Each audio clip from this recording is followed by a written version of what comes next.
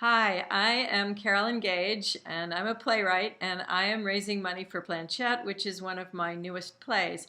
It's going to have two performances sometime between July 11th and July 24th at the Fresh Fruit Festival in New York, directed by Nicole Contalifa.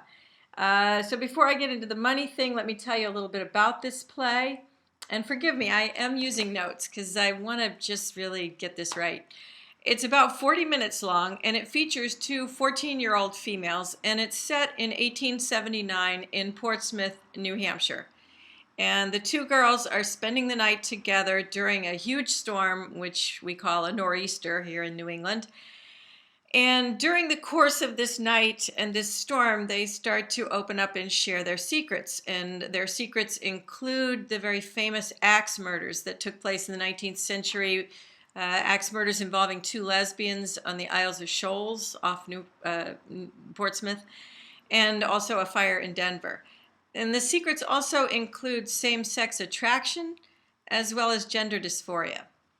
So this is 1879, and there are no words for that. And the reason the play is called Planchette is that one of the girls, Jude, shows up with Planchette, which is an early form of the Ouija board. It's a very popular parlor game in the 19th century.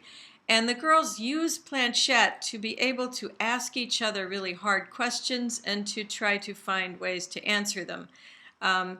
It's a play, about communication between awkward, tender 14-year-olds about incredibly frightening subjects in a culture that's, homophobic. All right, so why is the play so special? Because it's about 14-year-olds trying to cope with adult secrets.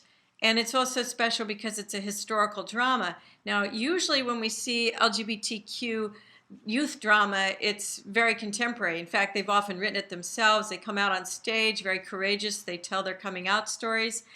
And often they're preaching to the choir.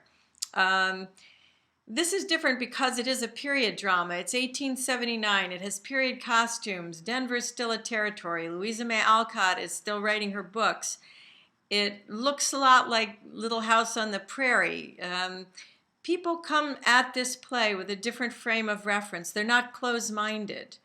They approach it with different expectations. And what I'm finding is that members of the audience tell me, oh, if I'd known what this was about, but they didn't know what it was about. And suddenly they're just really sucked into the storm and the story. And of course, the axe murders are very famous here in New England. And so they have all these cultural references that they can identify with. And suddenly they're really able to see the pain and the tenderness and the vulnerability and the courage of these two 14-year-old females and what they're trying to struggle with and how they're on their own with that. And they realize, wow, we're still kind of leaving too many of our young people on their own, struggling with this kind of overwhelming adult secrets. I also wrote the play to challenge my own community because in 1879 there weren't any lesbian butches and there weren't any trans men. So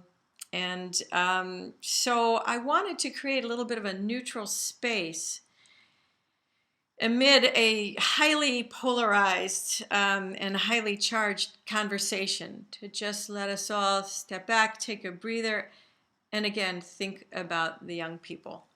All right, last page of notes. The money. Okay, the money is going to be used for period costumes. Yeah, those are spendy. You can't get them at Goodwill. And rehearsal space in New York, also actor, director, well-earned stipends, and for professional videotaping, which is something we're going to need if we're going to try and market the show and tour with it. And we really want to do that because it's a very powerful show, and it opens minds and doors that might not normally be opened.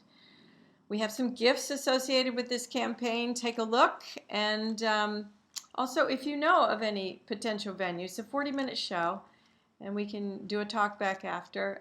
Please let me know. We'd like to tour it around New York and maybe Connecticut and maybe even beyond that.